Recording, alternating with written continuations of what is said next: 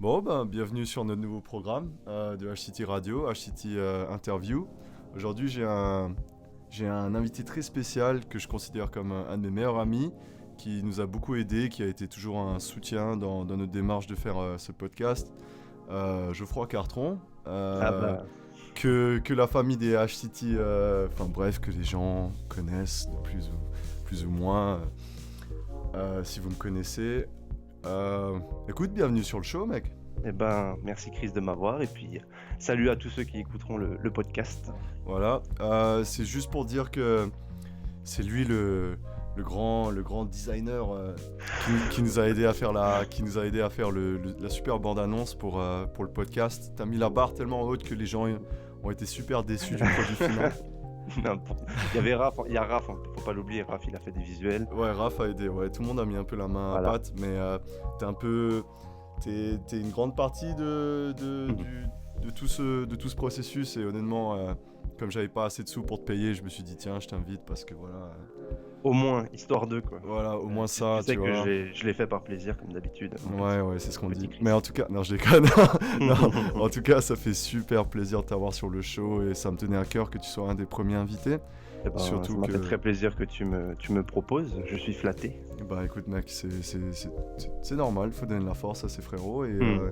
honnêtement, faut aussi dire que t'as des centres d'intérêt, occupations et hobbies qui sont super intéressants, qui m'ont toujours beaucoup intéressé. Mais tout ça, je préfère que toi tu l'expliques avec tes propres mots, Mhm. parce que je risque de juste faire une saloperie, quoi. Donc vraiment, présente-toi simplement, raconte-nous un peu d'où tu viens, ce que tu fais, et voilà, ce qui se passe pour toi en ce moment. Comme tu l'as dit, dans le cercle amical qu'on a, on me connaît quand même. Donc moi, c'est Geoffroy, j'ai 24 ans. Je viens de Blotzheim, pour ceux qui connaissent, et puis c'est près de la frontière baloise. À l'heure actuelle, je suis freelance en motion design. J'en parlerai un peu plus tard, mais voilà, sur Strasbourg. Globalement, pour parler un peu parce que c'est ce qui nous intéresse, pour parler de mes études, j'ai fini en tout cas avec un master multimédia à la Fac des Arts de Strasbourg, que j'ai eu en septembre 2019, donc c'est tout récent. Je développerai un peu Félicitations, plus hein. tard avec Chris. Voilà, merci, merci. Moi, pour le moment, mon petit Euh, master, il est en... Je peux même pas dire que j'ai un master, faut que je pointe là en attendant de il est en pouvoir l'avoir. suspens. Il est en suspens, ouais. Tu sais pas quand tu l'auras un jour, mais Inch'Allah, hein.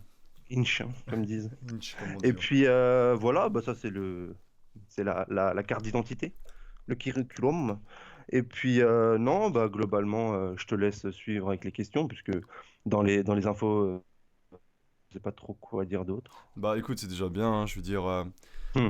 c'est déjà bien de savoir, voilà. En fait, moi, ce qui m'intéresse aussi, c'est parce que là, c'est très détaillé, tu as des mots pour chaque Ouais, chose ouais. que tu fais. Mais quand on commence, quand on essaye de s'orienter, on n'a jamais vraiment. J'ai jamais connu personne, à part par exemple quelqu'un qui voulait devenir médecin spécialisé ou quelque chose, qui m'a dit je veux faire ça, ça et ça, tu vois. Mhm. Ouais, Exactement ouais. ça. En général, il y a toujours un peu des rectifications ou des reconsidérations qui se font en cours de chemin. Mais raconte-moi comment toi t'es arrivé sur cette voie et aussi peut-être avant ça, raconte-moi en quoi consiste, qu'est-ce que tu fais concrètement par exemple. Alors, il y a dans ce que je fais comme métier, il y a deux facettes. Donc, c'est déjà le titre motion designer. Donc, c'est en fait faire de l'animation 2D, 3D à partir d'éléments graphiques que tu as définis au préalable, qui suivent une identité graphique, une ligne directrice dans tout ce que tu fais, euh, à destination des entreprises, des agences, des autres indépendants, pour créer de la valeur ajoutée, de la communication, etc. Et en même temps, en tant que freelance, c'est toute une organisation, une gestion de travail, une communication à faire pour soi-même, mais aussi pour les autres. Et globalement, c'est les deux parties de mon taf à l'heure actuelle, c'est de concilier les deux, c'est-à-dire de se vendre soi-même et d'aider les autres à se vendre. Parce que Voilà. il y a plusieurs options. On en a discuté hier. On a une discussion avec tes amis qui sont dans la même industrie. Euh, tu peux soit travailler, donc comme toi tu le fais en freelance, Mhm. soit tu as l'option de travailler en interne chez l'annonceur, comme vous le dites, donc chez l'entreprise qui souhaite faire de la pub, quoi. Ouais, t'en as même trois fondamentalement. Tu peux. Pardon, je te laisse finir, mais Et, oui, et du t'en as coup, la trois, quoi. troisième option, c'est travailler en agence de communication, j'imagine. Voilà, c'est ça. C'est soit tu es en agence, donc t'as un CDI et tu es payé de manière régulière comme un salarié, et tu gères la communication d'autres agents, enfin d'autres entreprises, globalement c'est plutôt ça, d'entreprises qui font appel à toi. Tu peux, comme tu l'as dit, être directement dans l'entreprise pour gérer la com interne, externe, mais d'une seule entité. Et bah, tu as moi qui est en indépendant et qui peut gérer les deux, quoi. Et du coup, j'imagine que il y a une majorité qui doit se faire. Tu, de ton point de vue, c'est quoi la voie qui est le plus exploitée? Est-ce que les gens préfèrent aller en agence ou préfèrent être en freelance ou préfèrent travailler en interne? Globalement, c'est dans mon domaine, je dirais pas forcément. Même moi, je te dirais à l'heure actuelle, si on me propose un CDI, donc une rentrée d'argent plus régulière, un cadre de travail, je cracherai pas dessus, c'est Ouais, sûr. d'accord, ouais. C'est juste que moi, dans ma vision, c'est tant que tu as pas une agence qui correspond exactement à ta vision du travail et la manière, enfin ta philosophie, tu prends freelance parce que c'est un truc qui marche bien dans ce domaine. Ça marche pas pour tout le monde, mais moi, ça s'y prêtait forcément dans la vidéo et de la communication. Mais la finalité, c'est quand même d'aller en agence, en tout cas à nos âges. Je veux dire, tant que t'as pas de contraintes au niveau de ta vie familiale, des choses comme ça, tu peux te permettre d'être en agence parce que ça paye forcément moins bien. Mais les projets sont plus intéressants, plus créatifs et tu as une ambiance. C'est ce que j'avais vu pendant mon stage, c'est que tu as une ambiance de travail qui est quand même beaucoup plus agréable. Et la finalité, je pense en tout cas, c'est d'aller en entreprise pour gérer enfin, pour gérer un gros projet, mais où tu as toutes les cartes en main. D'accord, ouais. C'est comme ça que je le vois. Et, euh, et du coup, par exemple, toi, tu es basé à Strasbourg en ce moment, ouais. Et Mhm. une ville comme Strasbourg, étudiante, on va dire de taille, je sais pas si c'est dans le top 10 des villes les plus peuplées en France, je sais pas, honnêtement, je connais pas trop les chiffres, mais est-ce qu'il y a un gros marché de l'emploi là-bas pour le domaine où toi tu es, par exemple? Bah, je t'avoue que au niveau des agences, tu as vite fait le tour. Des bonnes agences qui, ça rejoint ce que je te disais par rapport à la philosophie de travail. Quand je m'étais posé la question en septembre, à la fin de mes études, de ce que je voulais faire, il n'y en avait pas énormément qui m'intéressaient vraiment, ou alors déjà qui proposaient, parce que c'est quand même un cercle fermé. Je veux dire, motion designer, t'en as pas 5 par entreprise, quoi, ou par agence. Donc, ça embauche pas énormément. Mais l'avantage, c'est que le marché, notamment, j'avais vu vers Lyon, Paris, etc., c'est quand même très demandeur, mais il faut bouger, quoi. Ouais, Donc, les agences, effectivement, Strasbourg, comme tu dis, c'est une ville étudiante et tout, mais à taille humaine, je trouve, quand ouais. même, Co- globalement. Comme on rigole souvent, on dit que c'est à taille humaine, quoi, c'est un peu le... Ouais, c'est un peu le petit ville, enfin, Ouais, la petite ville où tu vas pour passer un week-end tranquille, quoi. ouais, au final, c'est assez marrant. Tu regardes Strasbourg, c'est littéralement un petit village au final, avec ses petits quartiers, hein, ses petits, Ah oui, tout à fait, ouais. c'est assez facile à quadriller et à se repérer. Et Bah, c'est comme la dernière fois quand on avait fait notre soirée et que tu voyais que tu pouvais tout faire à pied fondamentalement et passer d'un endroit à l'autre sans trop de difficultés, quoi. ouais, exactement. Et par exemple, une différence que moi j'ai toujours remarqué vis-à-vis d'une ville comme Lausanne où j'ai fait mes études, c'est que c'est très plat. C'est littéralement, Ouais. c'est tout plat. Et quand tu fais, on va dire, 3 km en une journée ou en une soirée, à Lausanne ou à Strasbourg, c'est pas du tout la même chose, quoi. Ah, tu le ressens pas pareil, clairement. Non, tu le ressens pas pareil. Et du coup, c'est assez intéressant de voir. Bah, par exemple, regarde, à Lausanne, il n'y a pas beaucoup de gens qui roulent en vélo au final. Oui, bah, enfin, ça, je te crois sur parole, puisque j'ai jamais eu la chance d'aller à Lausanne, mais en tout cas, je peux te dire que Strasbourg, Et oui, c'est le ben, chef-lieu des vélos, ça, bah, clairement. je crois que c'était une des premières villes en France qui a développé les voies cyclistes et tout ça en ville, Ouais, qui a ouais, vraiment ouais, clairement. favorisé une politique cycliste. Et le mec qui était adjoint au maire de Strasbourg a été recruté par la ville de Paris. Et c'est lui qui a eu l'idée de mettre plus de pistes cyclables, de fermer par Ah bah, exemple le périph' autour de la Seine, nanana. tu m'apprends des choses même pendant ce podcast. Enfin, le périph', J'adore. je sais pas comment on dit, mais écoute, hein, je suis bien là pour quelque chose, hein, mon garçon. Non, je rigole. Et du coup, maintenant, pour revenir à tes occupations, raconte-nous un peu ton parcours plus en détail, scolaire, d'études. Comment t'es arrivé là? Parce que j'imagine que quand t'es sorti du lycée ou du collège, tu t'es pas dit je vais faire motion designer. Je pense que tu savais même pas ce que c'était. Ah ouais, Ou non. ou je sais pas si le Alors, job existait même à l'époque. si, ouais, pour le coup, c'est un métier qui a muté, enfin de ce que je sais après, effectivement, il y a encore 10 ans, je m'intéressais pas à tout ça, mais de ce que j'ai compris, c'est un dérivé en fait du travail d'animation que tu pouvais avoir dans les studios au niveau des films et des séries. Et en fait, ben, avec tout ce qu'on a eu au niveau d'Internet, de l'accessibilité des réseaux sociaux, ben, ça s'est muté. Et c'est récent, mais en même temps, c'est une mutation du métier. Et par rapport à mon parcours, comment je suis arrivé, je suis arrivé là, bah, toi et moi, on a fait le lycée ensemble, ça, tu le savais. Oui. Et tout ce qui était à l'époque encore, quand le post-bac, c'était quand même différent de l'heure actuelle, de ce que j'ai compris. Ouais. C'était toujours, tu te demandais, est-ce que ben, tu fais les classiques du style fac de droit, médecine pour ceux qui veulent, etc. Est-ce que tu te tournes plus vers les DUT pour être dans le concret, avoir des travaux, etc., etc., ou tout ce qui est BTS. Et j'ai choisi bah, du coup le DUT MMI à Haguenau. C'était mon père qui m'en avait parlé, etc. Et puis ça avait l'air cool. Moi, à l'époque, tu me disais, tu vas être sur les ordis, tout de suite, tu sais, ton esprit un peu déjà réactionnaire par rapport à Don Bosco. Ça, tu le sais comme moi. Ouais. Et tu te dis, je vais faire mes études sur un ordi, c'est cool, c'est stylé. En Et plus, si tu touches un petit peu.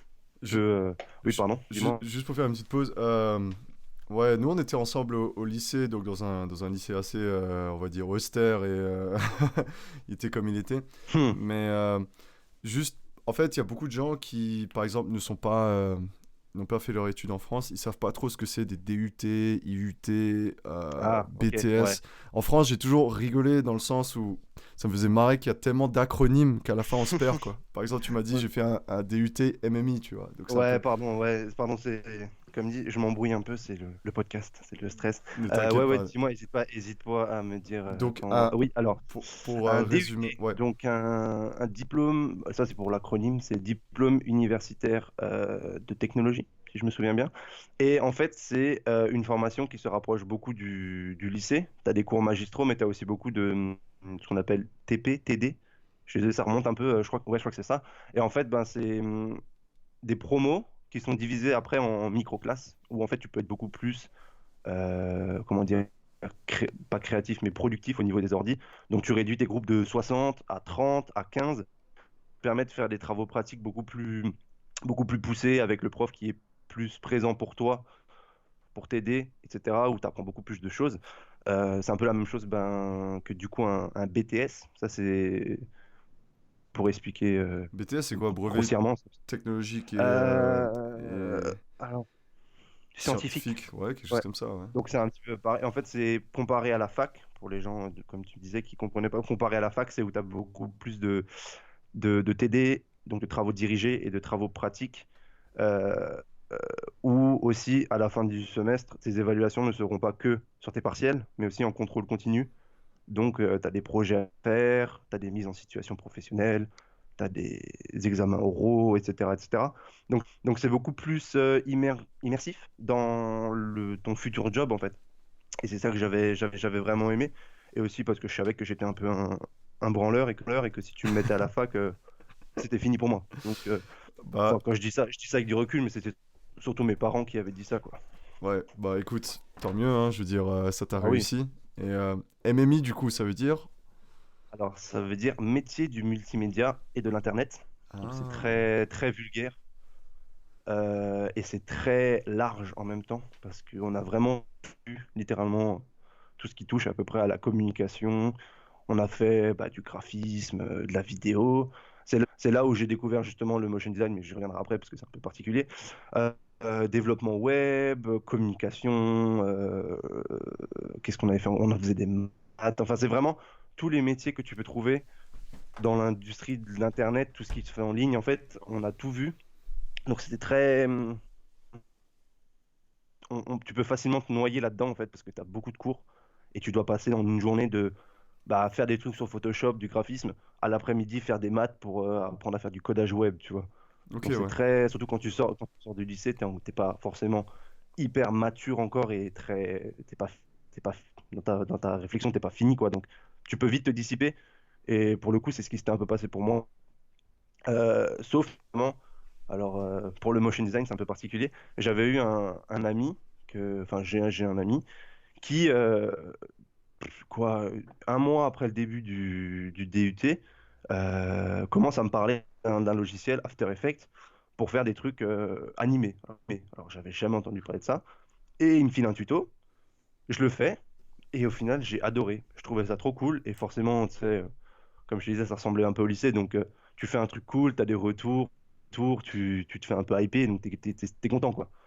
Et de fil en aiguille, en fait, j'ai remarqué que dans tous les projets qu'on devait faire, donc je te parlais avant des projets pro, j'essayais à chaque fois de mettre ma petite patte animée, tu vois, que ce soit pour faire des animations de site quand on devait faire des projets, faire des petites vidéos promo quand on devait faire des trucs de com.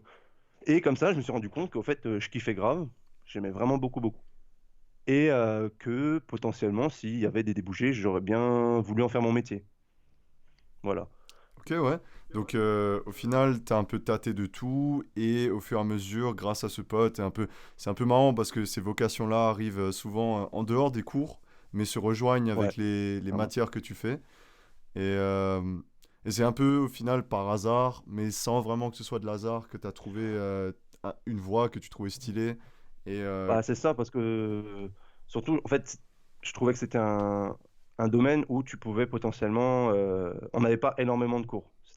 Le DUT, c'était très axé sur la com, le graphisme et le codage web, surtout. Je sais pas pourquoi, c'était peut-être là où j'étais enfin, du coup, à Haguenau. Et il semblerait qu'en fonction des établissements, ils mettent plus l'accent sur quelque chose. Et le motion design, on n'en avait pas énormément non plus. Sauf que la magie de ce domaine, c'est que tu peux vraiment te former tout seul. Tu regardes des tutos, tu regardes des cours en ligne, tu tentes des trucs, tu postes et tu regardes si ça marche pas. Et des fois, enfin, là, j'en ai en YouTube, j'ai des trucs mais éclatés. Quand je regarde avec du recul, c'est nul, tu vois, c'est vraiment ouais, ouais. pas bon. Mais au moins, tu sais d'où tu viens et tu tentes des trucs, tu vois. Bah aussi, je pense de par la nature des outils que tu utilises avec les différentes mises à jour et à chaque fois, bah, comment même les réseaux sociaux changent en fonction du format ou des fonctionnalités, tu es en constante évolution. Il faut que tu sois toujours en lien avec les innovations. Par exemple, moi, un podcast que j'aime beaucoup écouter, le gars qui était ingé son et qui s'occupait un peu de tout ce qui était audiovisuel, disait que lui, il avait fait une école pour faire justement audiovisuel et ingénieur son et tout ce beans, quoi, savoir faire Mhm. voilà, le mixage et tout ça. Et il a dit, moi, au bout de 2 ans, ma formation avec les outils que j'avais était anéanti parce qu'il y avait tous ces nouveaux logiciels qui sortaient, etc. Mais son école lui permettait en fait gratuitement de faire une formation pour faire une mise à jour, quoi. Et donc, Oui, ouais, bah oui. et comment par exemple toi ça t'affecte le fait que l'industrie bah, du multimédia, tu me comprends, en gros que tous Oui, ces outils bougent tellement vite, évolue. évoluent effectivement. En fait, je trouve ça dans ma vision, enfin, je sais que d'autres gens ne la partagent pas, mais j'ai toujours ce stéréotype alors, pour moi, c'est un prof, tu sais, qui est dépassé, ou le boomer un peu, tu sais, qui est dépassé par tout ce qui se passe autour, Ouais.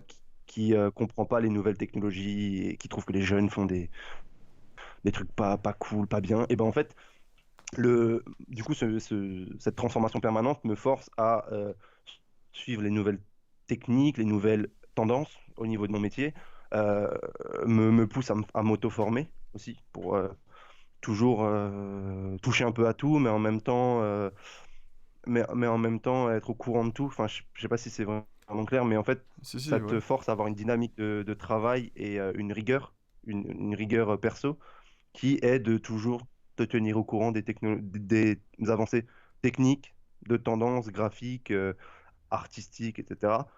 Et je trouve que c'est vraiment bien parce que j'ai pas du tout envie, en plus là, bon, je suis encore jeune, mais j'ai pas envie, même, tu vois, à l'échelle de 5 6 ans, d'être complètement dépassé et de rester dans un univers graphique, par exemple, vu, revu des millions de fois, et de toujours essayer de proposer des trucs qui sont en accord avec ce qui se fait, tu vois. Ouais, ouais, C'est un ouais.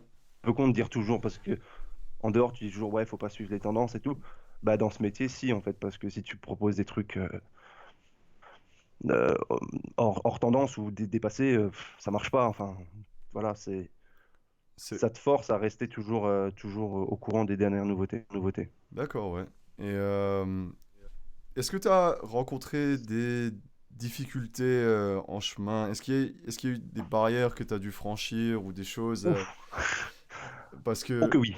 ouais, c'est vrai parce que au final des fois on se rend compte que c'est même pas bon, déjà s'adapter à la vie étudiante et suivre les cours et la difficulté de la matière, c'est déjà une barrière, mais il y a beaucoup de barrières liées à ça ou autour de ça qui se font et qui des fois sont difficiles. Par exemple, après c'est peut-être un peu moins exprimé dans ton cas, mais le fait de partir de chez soi ou le fait de changer de région.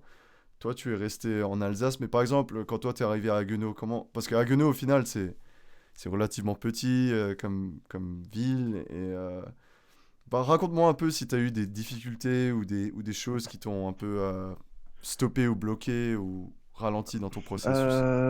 Bah après le bac, donc quand j'étais à Guenot, j'ai eu le classique, t'as pas envie de bosser parce que voilà, tu découvres la vie étudiante. C'était pas, je sortais énormément, mais tu vois, j'avais mon appart, potentiellement pouvoir, je sais pas, jouer à la play, tu vois, des choses comme ça que tu pouvais pas faire au lycée forcément. T'es chez toi, tu fais ce que tu veux. Et donc j'ai eu le classique, bah, j'ai passé des semestres un peu ric-rac, tu vois. Oui, Donc ça, c'était le petit coup de pression. Quand tu vois, tu sais, tu gères ton premier semestre parce que tranquille, les profs sont cool.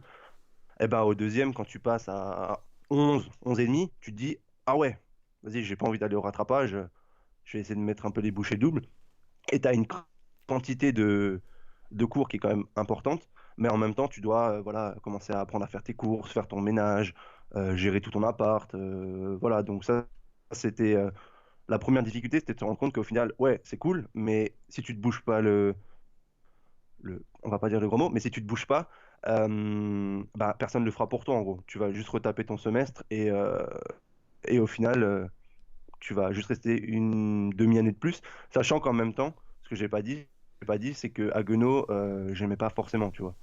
ok, C'est ouais. pas, je faisais pour le diplôme, mais j'étais pas, j'avais des super bons potes, on s'entendait bien, mais l'environnement dans lequel j'étais, j'appréciais pas tellement, tu vois. Donc je me voyais pas repasser encore un semestre en plus. C'est pour ça qu'à la fin de la deuxième année, donc le dernier semestre, on devait faire un stage et j'avais direct décidé de revenir dans le Haut-Rhin parce que voilà, je voulais être près de chez moi. T'as passé 1 an et demi loin après le lycée et tout, donc je voulais absolument revenir près de chez moi. Et je me voyais pas passer un semestre de plus à Haguenau. Donc tu as ce truc d'être confronté aux résultats, pas comme au lycée, tu sais, où quand tu as des mauvaises notes, on te dit, allez, vas-y, fais gaffe, ça va arriver, mais redresse la barre un peu. Là, t'as tes résultats à la fin, t'es pas forcément très rigoureux, donc t'as pas suivi tes notes à la lettre, et tu te dis, ah ouais, c'est pas... Enfin, je suis pas large, quoi. Ouais. Donc ça, pour moi, c'était la première difficulté, c'est de me rendre compte que, comparé au lycée, bah, il y a personne qui va me pousser si j'ai pas mon semestre, enfin, si j'ai pas les résultats ou si je bosse pas assez. Donc ça, c'est le premier, tu vois. Ouais. Et là, est-ce que par exemple récemment, tu as eu des difficultés, des choses qui sont... des choses par exemple qui étaient inattendues pour toi? Des choses, tu t'es dit, mais merde, pourquoi c'est tellement chiant ça? Ou des trucs comme ça? Alors pas forcément là à l'heure actuelle. Ça, je peux, si tu veux, continuer dans la chronologie et tu verras que ça explique pourquoi à l'heure actuelle j'arrive plutôt bien à gérer. Mais Ok. en gros, après, donc après le DUT, j'ai décidé de faire une formation dans tout ce qui était rédaction web, web marketing. Donc rien à voir, tu vois. Quand je te Mhm. parle du DUT, c'est parce que j'ai le recul maintenant, mais sur le moment, je me disais pas que c'était vraiment ce que je voulais faire. Donc j'ai fait une formation très.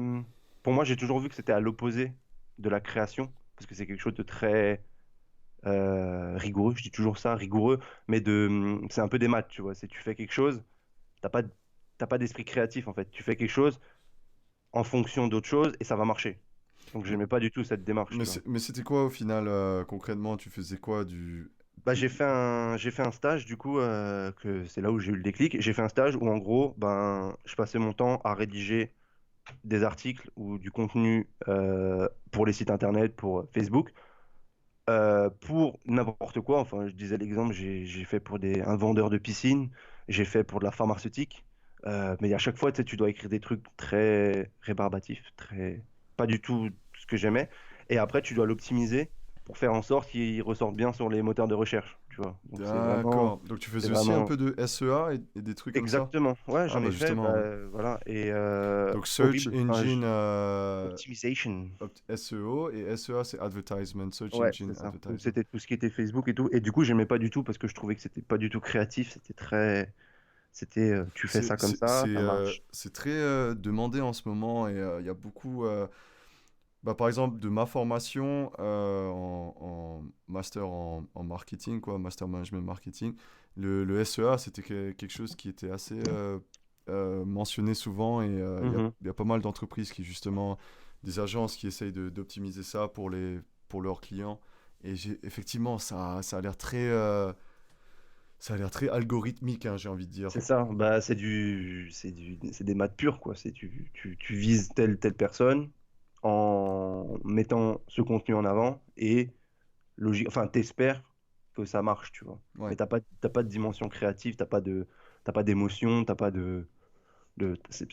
c'est pas de l'art, enfin, c'est pas du graphisme, tu vois, c'est pas, ça touche rien, je trouve. Et Et c'est si, pour ça que j'aimais pas du tout. et si ça existe, c'est seulement dans le but, c'est un outil dans le but d'optimiser à chaque fois et de Oui, créer plus de... d'optimiser justement ce qui est créé par les gens, les graphistes, etc. Enfin, la communication, c'est pour de l'optimisation, quoi, Voilà. comme c'est dans le nom. Et donc, du coup, cette formation, après ce stage, j'ai dit non, non, mais je veux pas rester là-dedans parce que forcément, après, tu sais, tu te poses la question, est-ce que je commence à travailler, est-ce que je pousse encore, etc. Et j'avais toujours eu cette petite idée de, je veux faire un master, que ce soit pas forcément pour, enfin, c'est surtout pour à la fin dire que j'ai un master. Et à l'époque, bah, je pensais surtout à la prétention salariale, parce qu'en gros, tu peux un peu, si déjà tu peux pousser un peu plus loin, fais-le. Et ça, c'est un truc que nos parents, ils nous ont bien appris, c'est si tu peux faire un diplôme en plus, fais-le. Donc, du coup, je suis arrivé en master multimédia à Strasbourg. Et c'est là, pour le coup, que enfin, euh, j'étais émerveillé par ce monde. En plus, j'avais des super profs, des super amis. On était une quinzaine en classe complète, tu vois. Donc, en fait, c'était pour revenir sur le DUT, c'était des TP tout le temps. Et c'était génial. Franchement, j'ai passé 2 ans, mais magnifique. Et c'est là que j'ai compris ce que je voulais faire, que l'univers créatif et l'univers artistique, c'est vraiment ce qu'il me fallait. Et que voilà, j'ai trouvé ma voie. En même temps, on a eu beaucoup de projets de motion design pour faire le lien. Et c'est là, ouais, que je me suis dit, c'est absolument ce que je veux faire. J'adore. Je suis trop bien là et c'est ce que je veux faire comme métier, quoi. Bah, mec, ça me fait vraiment plaisir d'entendre ça parce que je Mm. sais que c'est jamais évident de... Enfin, tout le monde traverse cette voie de... Si t'as pas une vocation à un âge très jeune, c'est dur de s'orienter, de se trouver une voie, de voir ce qui plaît et ce qui plaît pas. Surtout ce qui plaît... Des fois, le plus important, c'est de juste voir, comme t'as dit, qu'est-ce qui me plaît pas en fait. Ouais, c'est ça. Genre Quand si tu sais ça... ce que tu veux pas faire, Ouais. voilà. C'est quand même un sentiment fort et au moins s'affirmer et dire ok cette merde je veux vraiment pas en faire, bah c'est déjà une étape et honnêtement ça me fait plaisir que tu as réussi à trouver quelque chose où tu t'es dit ça me fait plaisir, c'est ce que je veux faire, tu vois. Eh Et ben, c'est gentil. si le côté humain est là en plus. Et Ouais. tiens raconte-moi, est-ce que tu as eu des, j'imagine tu as eu des projets qui étaient super intéressants et des projets qui étaient franchement pas ouf. Est-ce que tu as un exemple pour chaque sans par exemple donner des détails mais des trucs où tu t'es dit ok, ça c'est vraiment le feu, ça me fait même limite chier que ça s'arrête parce que j'adore ce que je fais. Et d'autres où tu es là, tu pouvais juste. J'ai une idée en tête pour un projet pas ouf. Avec, tu te souviens de la nana qui faisait du yoga et tous ces trucs là. Ah, alors attention à ce que tu racontes parce que Je- tu sais pas qui va écouter. Voilà. Mais ça, pour le coup, non, mais en fait, c'était pas ça.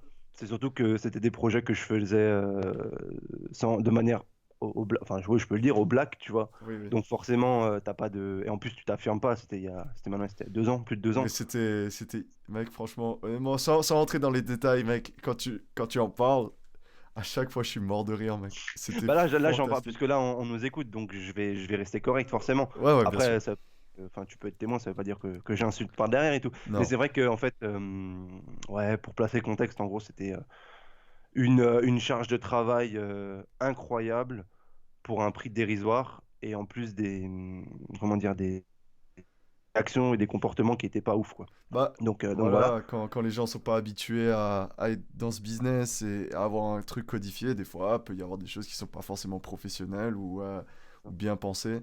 Et ça fait des points de Ouais, friction, après, quoi. comme je te dis, c'était pas en tant que freelance, donc forcément tu t'affirmes moins et tu pars. Enfin, tu vois, une situation comme ça, en tant qu'indépendant officiellement avec des devis signés et tout, ça arrive jamais, tu vois. Ouais, C'est bien sûr, c'est bien sûr. impossible. Mais en projet pas ouf, ben, ouais, projet pas ouf, en vrai, c'est de démarcher les entreprises, te vendre toi-même. Ok, ouais. C'est très saoulant parce que tu envoies beaucoup de mails et c'est pas du tout ce que j'aime faire. Mais après, il faut que tu te fasses connaître aussi. Et globalement, ben, et ça c'est une constante un peu sur tous les projets que j'ai, c'est les gens qui soit pensent que tu es un magicien, tu vois, qui pensent que tu peux faire des trucs sans qu'ils te donnent les infos, que tu vas trouver le truc direct et qui limite s'énervent quand il y a des retours à faire, parce que tu n'as pas compris exactement ce qu'il voulait. Mais en même temps, c'est la deuxième, deuxième partie, c'est les informations tardives qu'on te donne, tu sais, on te laisse faire un truc, t'envoies, et on te dit, ah non, mais en fait, je vous avais pas dit. Je vous avais pas dit ça allait pas là, ou t'as des réglementations, tu sais, qui sont pas appliquées, des choses comme ça. Et ça me saoule à un point Donc c'est tout le incroyable. bullshit autour, quoi, la mise en Ouais, forme c'est ça. ou Bah, le... sur le dernier projet, bon après, quand tu me parles d'un projet cool, je pense au dernier que j'ai fait, tu vois, c'était, je sais pas si j'ai le droit de le citer, ou j'en sais rien, en fait, j'ai jamais demandé. Mais en gros, j'ai travaillé avec Groupama, et, euh, et en fait, tu vois, c'est la banque, c'est très réglementé. Et en fait, bah, du coup, on avait fait des animations de téléphone et en gros, on n'avait pas d'infos par rapport à ce qu'il fallait mettre dessus. Donc on est allé un peu à l'instinct, tu vois, on a dit on met ça pour faire genre. Et à la fin, limite, tu te prends un taquet parce qu'au final, t'as pas mis le bon truc au bon endroit. Tu as envie de leur dire ouais, mais fallait me le donner aussi à un moment. Mais tu dis rien parce que c'est les clients, donc tu te tais, tu vois. Ouais, ouais, non, mais ça c'est... Mais en même Je temps, pense ce que projet était très cool. c'est tous Donc, les industries et peut-être des fois oui, tu es jugé à ta vitesse de réaction et bah, à c'est quel ça. point tu t'acceptes ce genre de choses et que tu arrives à faire du bon travail quand même derrière. Après, je peux tout à fait comprendre. Tu payes quelqu'un pour qu'il fasse ça, enfin, t'estimes, ou alors tu te dis, ouais, j'ai oublié, mais je te paye, donc tais-toi et fais-le, quoi. Ouais, ouais, C'est le côté, c'est comme quand t'as un patron, des fois, qui va te dire des choses que t'as pas envie de faire, bah voilà, tu vois. ouais. C'est c'est pas grave. Donc, tu m'as un peu parlé de ce que les gens pensent. Par exemple, ils te voient comme un magicien alors qu'ils voient pas tout le côté technique. C'est quoi des malentendus ou des stéréotypes ou des choses qu'on voit sur ton statut ou sur ton travail ou sur ton métier et, et tu dis non, les gars, c'est pas ça, là. Ou que tu dois souvent Bah, expliquer. bah déjà, c'est par rapport au métier en lui-même. euh, je commence toujours par dire, ouais, je suis motion designer. Après, on me regarde et je dis, ouais, en gros, j'anime des trucs pour les réseaux sociaux. Tu vois. Pour faire la version barbare, c'est ça, tu vois. Parce qu'en gros, tu dis ça, ensuite on va te dire, ah ouais, donc tu fais des dessins animés? Bah, non, pas vraiment, non, genre pas du tout. Mais ouais, pour résumer, je dis, ouais, j'anime des trucs. J'anime des trucs et puis après, c'est ce que tu vois sur Facebook. Globalement, je dis ça. Genre, si je dois parler à ma grand-mère, tu vois, je dis ça. Ouais, ouais, Tu vois, ce que tu vois sur Facebook, c'est moi qui l'ai fait comme ça. Comme ça, je vends un produit ou un truc comme ça. ouais, c'est clair. Et, euh, et après, même quand les gens comprennent ce que tu fais, ben, il n'y a pas la dimension où tu captes que les motion designers, du coup, tu fais beaucoup de graphisme derrière, tu fais un peu de la direction artistique, et puis tu as toute une partie, pas que de la vidéo, tu vois, mais tu dois penser à l'essence même du truc global. Et il y a la partie aussi un peu marketing, parce qu'il faut aussi que tu réfléchisses à comment tu vas décliner ton projet pour potentiellement le mettre sur Facebook, au format vertical sur les téléphones. Instagram et Facebook, c'est pas les mêmes dimensions, tu vois. Donc, tu as aussi de dire comment les gens, et ça rejoint ce que tu disais avant avec le SEA, c'est de proposer aussi du contenu qui va être plutôt condensé pour tenir. Tu sais, tu as des limitations de story, donc tu te dis, ok, bah, je veux qu'elle tienne en 2 stories. Je veux que la transition à 10 secondes, elle soit comme ça pour que quand les gens, enfin, ça passe d'une story à l'autre, tu vois, il n'y ait pas certains bugs, certaines coupures. Donc, il faut aussi que tu fasses attention un peu à ça, tu vois. Ok, ouais, ouais, ouais. Et ok, bah c'est super intéressant le Hmm. expliquer ton job à ta grand-mère. Je trouve que c'est une bonne catégorie. Il faudrait que Ouais, tu ouais. rajoutes ça aux interviews, comme ça les gens ils peuvent aller droit au but. Mais effectivement, et bah raconte-moi par exemple une journée typique de freelancer. Comment tu fais par exemple pour rester productif? Comment tu gères par exemple des situations où peut-être t'es un peu moins certain de ce qui se passe, ou peut-être t'as pas trop de job, ou t'as trop de job, tu vois? Comment tu gères?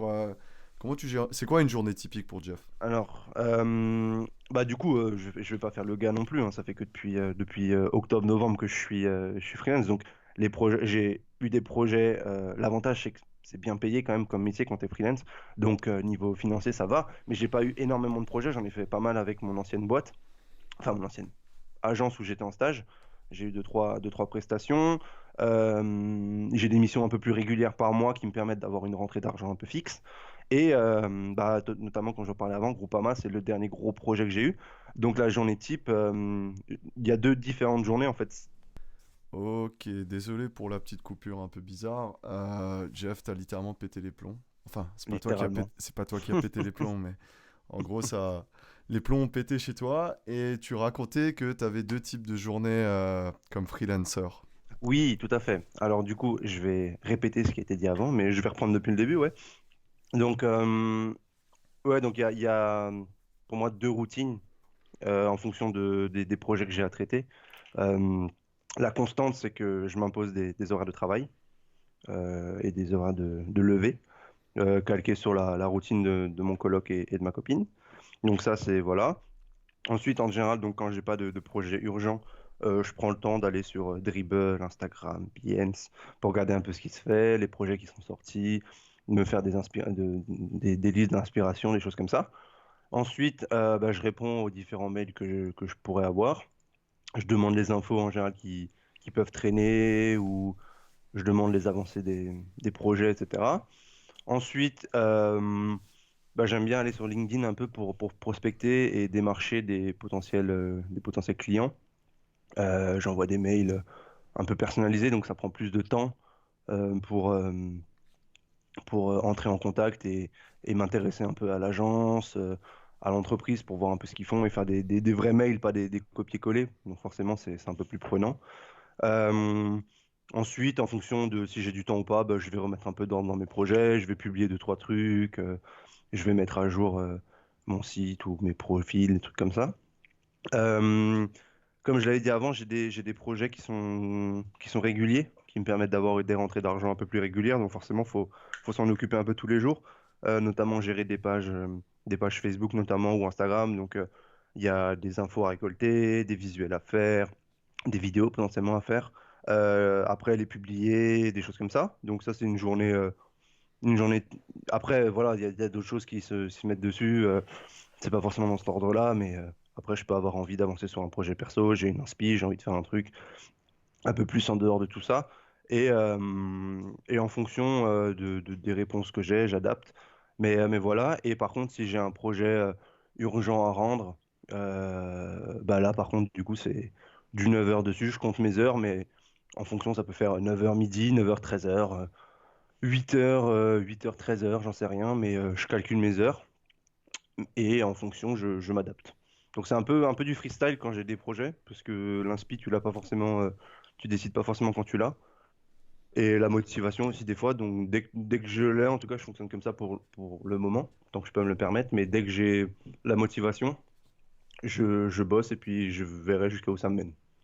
Ok, d'accord. Ben, écoute, ma prochaine question, c'est si t'avais pas fait ça, t'aurais fait quoi? Ouf. Oh, la fameuse question. Ouais, Euh, moi je pense, honnêtement, si j'avais pas fait mes études, j'aurais fait quelque chose comme, je pense que j'aurais fait boucher. Bouche. Ah oui, Ouais, bah oui. boucher La viande cache. ou fleuriste, un des deux. Fleuriste. Ouais, Ah oui. ouais, Bah tu vois, j'en apprends sur toi. bah ouais. Non, boucher, parce que déjà j'adore la viande, et je sais pas, j'ai toujours aimé, je sais pas, touche pas pas toucher la viande, mais ça me dérange Non, pas mais de la toucher. cuisine. Voilà, la Ça fait combien cuisine. d'années que tu fais les barbecues chez moi? Beaucoup, beaucoup, Jeff. Je devrais aussi être Non, payé à mais l'heure ouais. là. Mais fleuriste, je ne savais pas, je ne pensais pas. Et fleuriste, ouais, parce que j'aime beaucoup les fleurs. Et puis, ouais, fleuriste, ça m'aurait bien plu. C'est un domaine calme, apaisant. Voilà, c'est ça. Tu peux faire ce que Mhm. tu veux, faire des créations, être artistique avec ça, etc. Mhm. Bah écoute, si t'enlèves enfin, si genre mon métier, tu le considères dans le truc artistique, pour faire un truc complètement différent ou qui me plaît aussi, ça aurait été dans le sport, je pense, Ouais, globalement. Mais pas forcément, tu sais, un truc fou, genre coach sportif, mais même, tu sais, travailler un truc tout con, mais chez Decathlon ou juste être dans le domaine du sport et voilà, pouvoir être actif tous les jours, des choses comme ça, ouais, ça m'aurait bien plu. Ou alors, dans l'idéal, tu sais, tu as le petit rêve où tu dis, je me barre de l'autre bout de l'autre bout de la France ou l'autre bout du monde et je deviens prof de surf ou prof de tennis ou prof de volley, j'en sais rien, tu vois. ouais, Mais ça aurait été dans le sport, je pense, ouais. ok. C'est ce qui se rapproche le plus de l'état d'esprit dans lequel ça m'aide d'être créatif, tu vois, je C'est trouve. aussi ton autre passion, hein, c'est le sport, Oui, et le e-sport, c'est ta oui, nouvelle passion aussi. avec toi, Voilà, on fait ce qu'on peut pendant le confinement, hein. C'est c'est juste qu'il y ait ça. sport dedans. On essaye de monter une équipe Warzone là, avec plus ou moins de succès. Ouais. Euh, un petit jeu, de moi deux vérités et un mensonge sur toi. Oh, Et, ton euh, fameux. faut que j'essaie de deviner. Alors, on a fait ça hier soir pendant notre visio apéro. Euh, Ils étaient pas mal, mais là, faut que t'en trouves des autres. Ok, bah je vais rester dans le. Vu que tu me connais trop pour que. Enfin, on s'est déjà raconté toutes ces conneries. Je vais rester dans le domaine du travail, parce que là, t'as pas d'infos. Ouais, Je t'en ai pas raconté. Euh, du coup, ouais, j'avais pris. Là, on va pas se mentir, hein, je les avais déjà préparés à l'avance parce que j'aurais pris une demi-heure ouais, ouais. pour te le sortir là. Alors, le premier, donc deux vérités, un mensonge. Je suis déjà allé à un rendez-vous d'embauche et je suis parti 2 secondes après sans même le faire. Sans dire rien à personne, je suis parti directement et j'ai pas donné de nouvelles. Deuxièmement, j'ai déjà envoyé un fichier client en ayant oublié d'effacer des insultes slash des fautes d'orthographe, un truc vraiment brouillon, genre je me suis gouré dans les versions, tu vois. Merde. Et le dernier, je me suis déjà fait voler un logo plus arnaque classique, tu vois. Oh merde. Mec, le dernier, il a l'air tellement plausible. Euh, je dirais Bah que. fais le mensonge, hein. Non, ouais, y a qu'un seul mensonge du coup, hein. Il y a deux Ouais. vérités et un mensonge. Donc le logo, mec, ça je le vois tellement, je le vois tellement, gros, c'est tellement facile de le faire au final. Euh, à mon avis, le mensonge c'est la version brouillon. C'est le deuxième. Ah, putain, tu me connais trop bien. Fais chier. Mais en vrai, non, les trois étaient super Ouais, plausibles. ouais, Mais, c'est ça. je sais pas, la version brouillon, je sais pas, je peux t'imaginer genre te poser la question, est-ce que ça vaut le coup maintenant de faire cet entretien et te dire, écoute, non, je préfère même pas gaspiller mon temps et juste partir, quoi. Mais raconte un peu Ouais, ok. la backstory de tous ces trucs-là. Vas-y, alors le premier, donc je suis déjà allé à un entretien d'embauche et je suis parti 2 secondes après. C'était il y a pas hyper longtemps, c'était il y a, attends, lesquels, ouais, 2 mois à peu près. Il y avait une offre d'emploi à laquelle j'ai répondu, c'était à Strasbourg, en entreprise justement. Donc un poste de motion designer et je me suis dit, bah vas-y, freelance c'est cool, mais si, comme je t'avais dit depuis le début, si je peux choper un travail, je vais pas cracher dessus.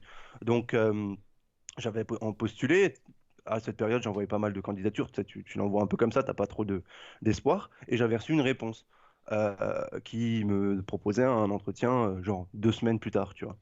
Et il faut savoir que du coup, l'entreprise, sans la citer, c'est un truc très structurel, très old school, tu vois, où tu as ton boss au-dessus, tu as une équipe, tu as en même temps des gens qui travaillent. Donc, en gros, tout ce que je déteste, tu vois, genre le truc vraiment formel, vraiment pas du tout Ouais, ouvert c'est d'esprit très et tout. vertical.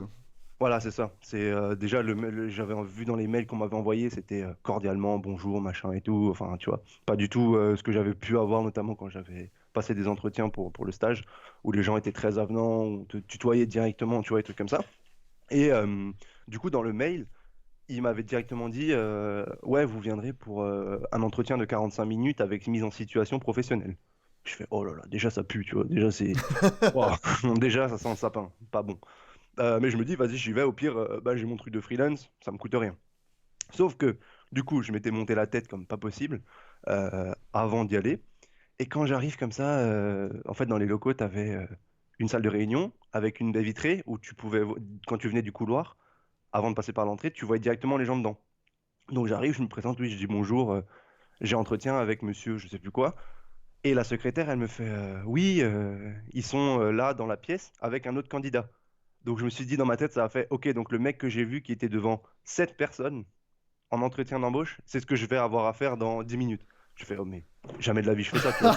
Je, je passe pas une soutenance, quoi. C'est bon, j'ai dépassé ça. Et je me dis, est-ce que ça vaut vraiment le coup que je me prenne la tête avec ta... Parce que t'as beau dire ce que tu veux, on en avait beaucoup parlé. T'as beau dire ce que tu veux, mais devant cette personne, personne n'est à l'aise. En plus, devant un entretien dans un entretien d'embauche, forcément, tu vois. Je Ouais. dis, non, mais attends, mais gros, je me pose, je fais, non, vas-y, pas la peine, 7 flemme. personnes, c'est hallucinant. C'est hallucinant. Mais par contre, du coup, depuis, ça m'a motivé à bloc pour le freelance. Et j'ai décroché pas mal de missions et pas mal de contacts, tu vois. Donc, au moins, ça a été un mal pour un bien. Mais ce truc, j'ai fait, non, mais attends, arrête. Ouais, ouais. C'est C'est salaire pas immonde, tout ce que salaire je immonde. déteste, tu vois. Ouais, ouais. Donc voilà pour la première histoire. Ah bah après, du coup, c'est le mensonge. Le fichier client, ça, je pense que, enfin, j'espère que ça ne m'arrivera jamais. Je fais assez attention. Tu te En plus, souviens, on avait un pote au lycée qui avait fait un TPE. bah oui, oui, c'était Valentin. Pardon. Si Valentin t'entend ça, coucou, mais on Ouais, s'en souviendra tout le temps. la bise Valentin, je suis content que tu as une barbe maintenant Voilà. pendant tout ce temps, Mais t'en avais une. Et ouais, ouais. Du coup, ça m'avait. C'est pour ça que je l'ai oh chopé là, putain, le ça, je m'en mytho. souviendrai toute ma C'était vie. magnifique. Ça, c'était Et du hallucinant. coup, non, voilà, t'as l'avantage de pouvoir envoyer des fichiers par mail. Donc, avant Ouais. d'appuyer sur envoyer, c'est toi qui décides, quoi. En gros l'histoire, c'était, il faisait son TPE, il présentait son sujet, et ça parlait de Christophe Colomb. Et sur un des slides, il a écrit Christophe Colomb me casse les couilles. Et il a oublié de l'enlever, et ils ont abusé, là, les gens Ouais, qui faisaient la présentation. Ils ont dit, oh, mais revenez dessus, qu'est-ce que vous vouliez dire par ça, nanana. l'époque du lycée et tout, mais l'anecdote était marrante et du coup, je me suis inspiré de celle-là, clairement. Ouais. Mais non, donc ça, je l'ai pas fait. Et le dernier, donc je me suis fait voler un logo, ça c'est totalement vrai. Ça rejoint la période dont on parlait avant, c'est quand tu Mec, faisais toutes les blagues. traîne-les dans la boue, mec, traîne-les dans la Et boue. c'était un truc, j'avais eu un contact par un pote, bah, par Thomas, notre pote en commun, un mec qui bossait avec lui, et sa copine tenait une concession automobile. Moi, je balance pas de nom, hein, mais le contexte, je vais pas changer l'histoire. En gros, elle avait une concession automobile et il voulait un logo.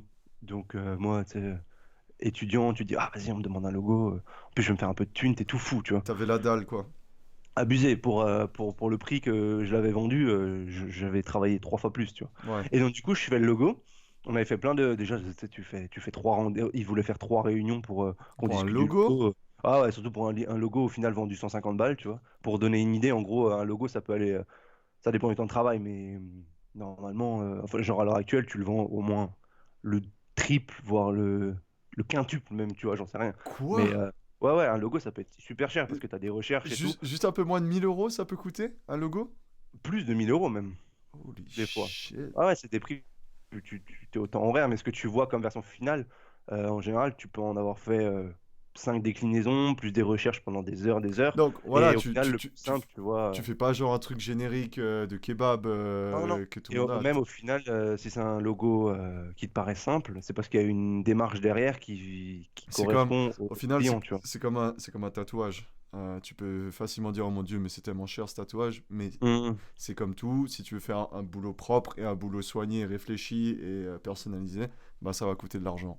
Ah, c'est ça, de toute façon, c'est pas con, c'est juste que tu as, un tarif horaire que tu Oui, définis toi-même, et en même temps, après, tu dois donner tes droits de créateur, parce qu'un logo, du coup, c'est potentiellement ce qui va aller partout. oui. Enfin, tu vois, c'est affichage public, c'est du droit de création, enfin, c'est droit à l'image, tout ça. Ouais, du coup, au final, en gros, je l'avais vendu 150 balles et j'étais déjà tout fou. Et le mec, c'était un peu un magouilleur, tu vois. C'était un peu un gars, je savais depuis le début qu'il pouvait me la mettre à l'envers. Et je lui avais envoyé, quand tu envoies un logo, tu le fais en 2 formats. Tu as un format ce qu'on appelle PNG, c'est tout ce qui est image et tout. Et c'est en fait fait de pixels, donc potentiellement plus tu les tires, plus ça va être flou, parce que c'est des pixels, etc. Et tu as une version qu'on appelle aussi en vectoriel, où là en fait c'est fait à base de lignes et de formes géométriques qui peuvent être étendues à l'infini, que potentiellement tu peux mettre sur un mur ou sur une bâche de 10 mètres par 5 mètres, tu vois. Et en fait, du coup, j'avais envoyé la version pixelisée, donc PNG, en attendant d'être payé. Eh ben, j'ai jamais eu de nouvelles. Il avait gardé le PNG. Et le pire, c'est qu'en fait, ils ont repris mon logo, ils l'ont refait et ils l'ont mis sur leur devanture de magasin, tu sais, sur les drapeaux et tout. Ils ont tout repris. Ils ont repris mon logo. Et maintenant, ils l'utilisent sur Facebook sans m'avoir, en m'ayant payé au moins 50% des 150 balles. C'est hallucinant, mec. 75 balles pour un logo, tu vois. Et Waouh. coupure de contact et tout. Enfin, Avec tout pixelisé et ouais, ouais. ils ont l'air grave cons, quoi.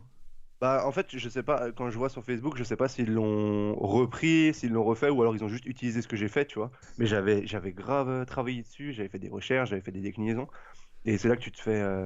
Là, j'avais bien le seum de pas être en freelance, tu vois, pour avoir signé des devis Oh et pouvoir merde. Ouais. les attaquer en justice. Mais ça m'a fait comprendre aussi que les gens trop gentils, faut s'en méfier, tu vois. Ouais, déjà ça, et puis aussi travailler au black, c'est peut-être pas la meilleure des Non, choses. clairement. Après, tu peux travailler. Enfin, j'encourage pas du tout à travailler au black, mais tu as aussi le fait d'aider quelqu'un qui après potentiellement peut te Voilà, passer un peu de temps. Mais si la démarche est d'aider d'abord la personne et qu'au final il te passe quelque chose, c'est cool, tu vois. et quand t'es un peu jeune et t'as pas envie Ah, de te tracasser la tête, des fois, juste ouais, avoir en cash, ça peut aussi arranger, c'est donc un, faut pas c'est un se mélange, mentir. c'est un mélange d'ego et d'envie d'argent, tu vois. Ouais, T'as aussi envie de te dire, c'est- j'ai c'est- envie de dire que j'ai fait un logo, tu vois. ouais, bien sûr, bien sûr.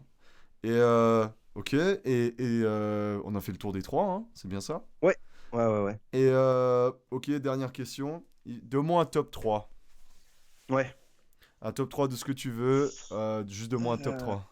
hum, alors, vas-y. Je suis pas un grand cinéphile et ni je vais pas vous recommander des livres et tout parce que je vais pas faire le mec. Mais C'est littéralement ce qu'on fait toutes les semaines, Jeff. ouais, mais vous faites les mecs, vous faites les mecs. Ouais, c'est vrai qu'on fait les blagues. On Je suis fait sûr les que la boys. moitié la moitié des livres vous les avez pas lus, et la moitié des films vous les avez pas vus. Alors mentez. Mais on va pas se mentir, mais il y a une certaine vérité.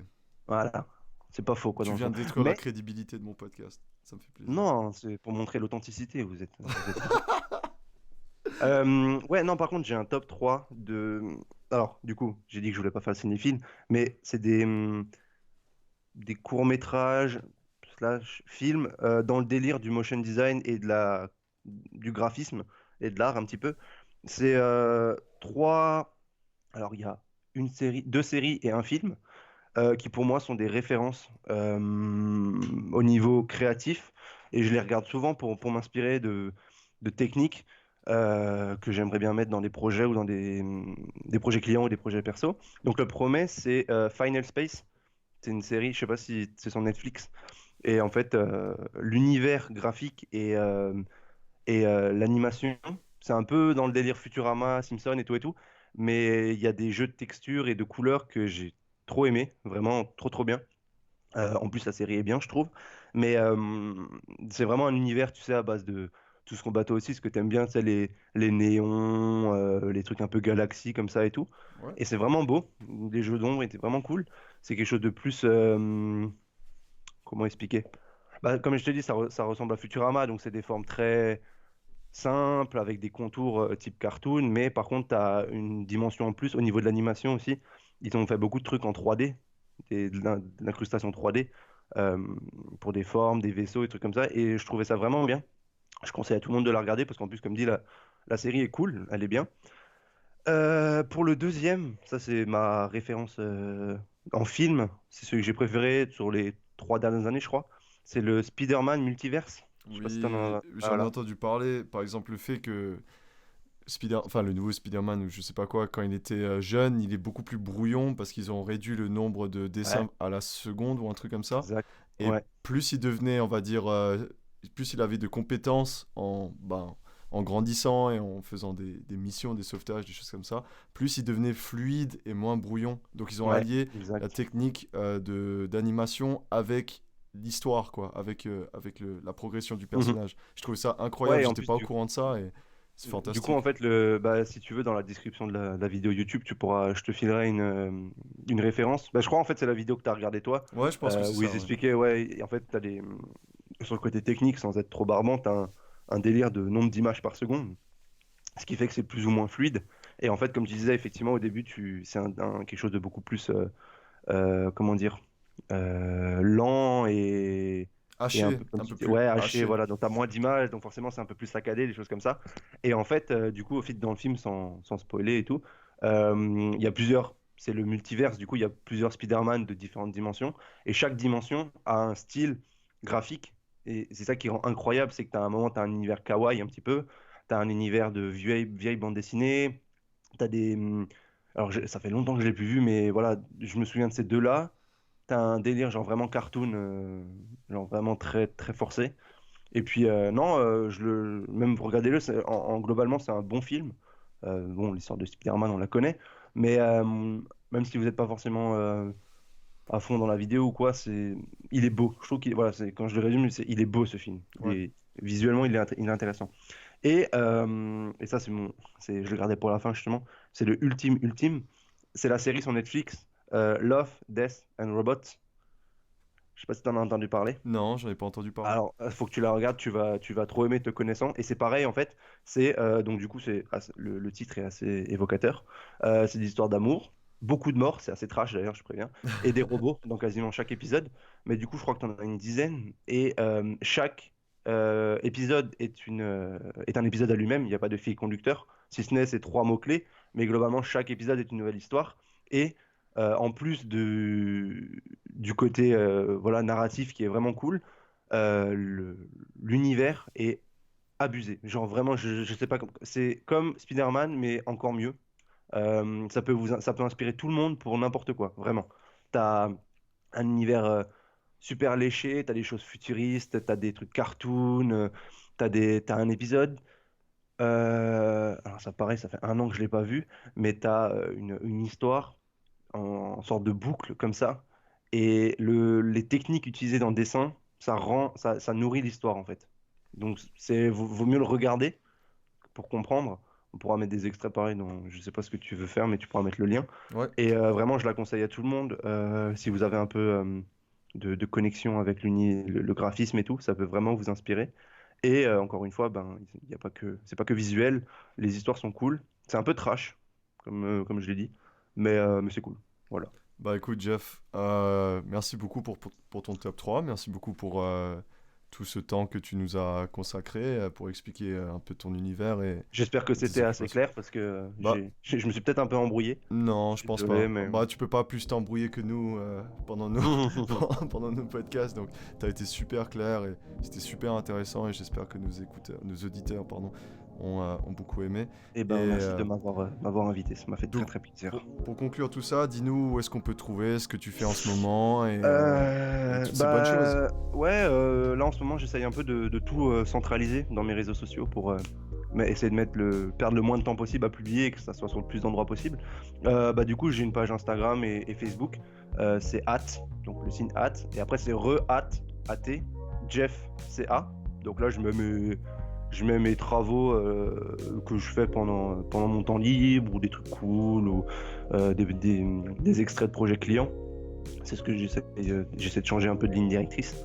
Je suis aussi sur Dribbble, comme j'en ai parlé avant. C'est un réseau social un peu plus pro, parce qu'il voilà, il faut des invitations pour y aller. Mais je mets plutôt des animations, des trucs cool. Enfin, c'est vraiment aussi un peu une page brouillon, mais il y a plus de choses que je n'ai publiées en attendant sur les autres réseaux. Et sur Behance, pareil, où j'ai mon profil, et là j'explique un peu plus les démarches sur les projets, comment j'ai réfléchi au niveau de la direction artistique, si ça peut intéresser des gens de comprendre un peu comment on peut réfléchir à un projet, des choses comme ça. Et puis voilà, globalement c'est ça. Et puis si vous voulez voir mon travail, voilà. Bah écoute Jeff, merci beaucoup encore une fois et puis en tout cas nous on va se revoir bientôt et t'es invité à revenir sur le podcast quand tu veux, si tu veux nous parler de tes nouveaux projets, etc. Je sais qu'il y a des choses qui vont changer un peu dans le futur pour toi et puis j'ai hâte de voir ce que ça va donner. Félicitations pour ton bébé. Non je déconne, c'est pas vrai. et on se retrouve assez vite. Ben, là on va se retrouver sur Call of Duty j'ai l'impression, non? Je pense bien, il semblerait. Il y a la team qui nous attend. Allez, Ouais, ciao ciao. allez, merci beaucoup pour l'invite, à plus.